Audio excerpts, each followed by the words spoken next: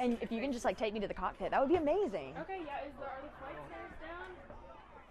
Thank you. Are these the seats? Yeah. Woohoo! That's awesome. Yeah. So if you come, that's where you'll sit. You know, there Okay. in the cockpit. Okay. On that side. Who sits here?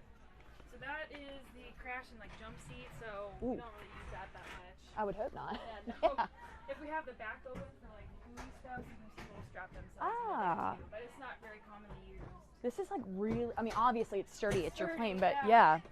Who sits here? Nobody. So these are actually the parachutes for like emergency situations. with Wow. Survival kits in them. What about this seat? So this is our weather load master. Okay. And then this is the meteorologist. So this is where I sit. Okay. And this is essentially like where all the weather magic happens. Wow. So when we're approaching the eye of the storm and then in the eye of the storm, the flight meteorologist takes on a flight director role. So basically we're radioing up to the pilots and telling them where to go, like, hey, take 30 degrees left, so that we can hit the center of that storm perfectly and get that lowest pressure, find that max wind band. And the loadmaster here is responsible for releasing all these dropsons, which you know what that is with the weather balloon. Oh yeah, yeah, they get the data, they pick it up. Yep, Yeah. so our loadmaster is responsible for releasing it out of this tube here. And you guys really have a very like secure area where you can focus. I think that's neat to see. Sure, I've never seen this. Yeah, no, it's awesome. Wow. We've got constant communication with the National Hurricane Center Oh my for our gosh. cell phone and ComSec. So Yeah, I gotta ask you. Sent back real time. Like, are they getting it as you're flying? It is, yeah. So we're QCing and getting to them as fast as we can. So Yeah. That way, like right when we get through the eye, we're like, hey, you know, get this data to that forecaster so they can make adjustments as they need to. Right, So right. Do you have snacks up here? I gotta ask that. We do. I mean, here we go. Yeah, I we mean, always hello. have lots of snacks. What's this? This the cockpit? Yeah, so if you go up here and then go up the stairs up there, so that'll Am I be where our am I allowed? pilot lives. Oh, this is so great. Okay, cool. Thanks. Hey guys. Wow. Oh my gosh. Who sits here? That's the navigator seat. The goat. The goat sits here. Beware the goat. I love that. Wow, this is. I like how y'all all have. I mean, of course you'd have your stations, but So you can sit in the seat. can I? Yeah. Okay. You're going to interview this fine lady first. Best seat in the house. I Hey. just need a 90-second break. You deserve it. You deserve it. You guys have been going. Yeah, this is our fearless leader. So he's Oh yeah, we one of met. the pilots. Yep. I told him I like his so- sunglasses a lot. You've been bringing everybody in and out. It's been a lot. Okay, and you are a navigator. You rolling? Okay, you are a navigator. That's your official title. But what is your full name, official title? Major Steve Bixel, And how do you spell your last name? Bicchsel. Okay, so we're entering the ramp of which you would normally enter on when you're getting ready to do the mission, if you will, to go inside of a hurricane. Correct. What is your workflow for that? Okay, so it starts actually day prior. We do all the planning, make sure we're ready to go, airspace coordination, and then day of execution with the mission. We're out there, and sometimes it might take 3 hours just to get to the storm environment. Wow. And then spending about 5 to 6 hours within the storm. And so your specific duty as the navigator is what? Okay, so obviously flight planning to and from the storm environment, but while we're in the storm, the pilots got their hands full with all the controls and the throttles. Yeah. But I'm actually in the radar trying to find hook echoes and keep us out of those tornadoes that we might find. Yeah, and being out of a hook echo, that's like a huge responsibility. So we're walking closer to the cockpit.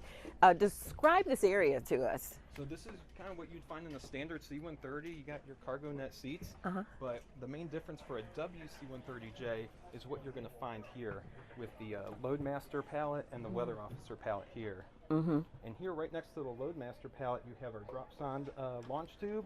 This is where we release the dropsons into the storm. And how high up do you have to be before you can actually release one? So we'll start dropping at 5,000 feet all the way up to 10,000 feet. Wow, okay, cool. And so when you're in this space, where are you normally sitting? So I am actually, the Loadmaster will sit here, but myself as a navigator, I'm up on the flight deck with the 2 pilots. Wow, okay, and we're gonna go see one of the pilots now. So I'll follow your lead. Very good. So there's 2 pilots the whole time. Correct.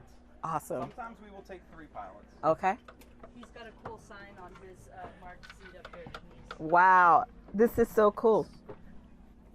Step. So this is essentially the cockpit. This is the cockpit here. Okay. And so you would be right here. This is the navigator station right here. So here's we have our radar controls. So if I need to zoom in, kind of pick out those hook echoes, everything. and then also displays to see engine instruments, the altitude indicator, anything the pilot's going to see. What's the one thing that gets your heart fluttering the most when you're covering these hurricanes? It's got to be going through the eye wall. That's when you're going to find the most severe turbulence and max winds. That's when you're gonna get that rush, and then you finally punch through, and you're into the eye, and it's all nice and calm. Wow. So you told me there was one hurricane in particular that really had your heart rate up. Absolutely, and that was last year with Hurricane Ian making landfall coming into the 7th season for flying with the Hurricane Hunters. That was by far the worst storm I've been in.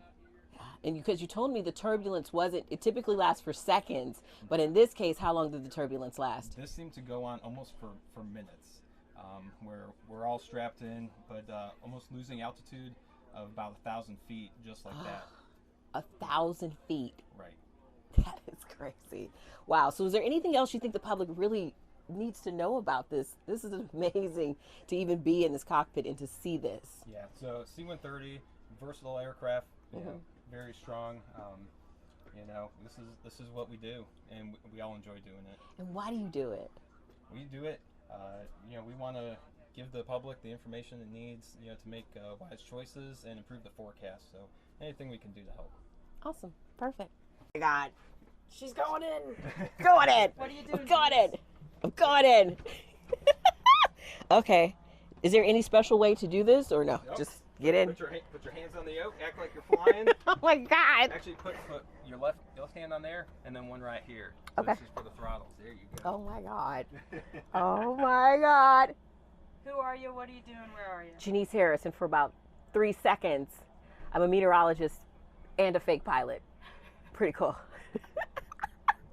I don't have anything on the walls, but this is still... This is the mobile Yeah. command center, So this is essentially. the mobile command center, where if there's a county that has a major disaster, they set up shop in a space just like this, a projector at the end, and go to work. This is actually what we got. 3, 2. One of the most important things that you need to do is make sure you have the items already in your home in case of an emergency. And these are just some of the things. For instance, like having a flashlight and garbage bags. Also, a weather alert radio, extremely important. And then also just think about it in case there are some bugs that are biting you and you can't get back indoors. A respirator is good as well. And of course, batteries. And once you're doing the cleanup, you'll need gloves.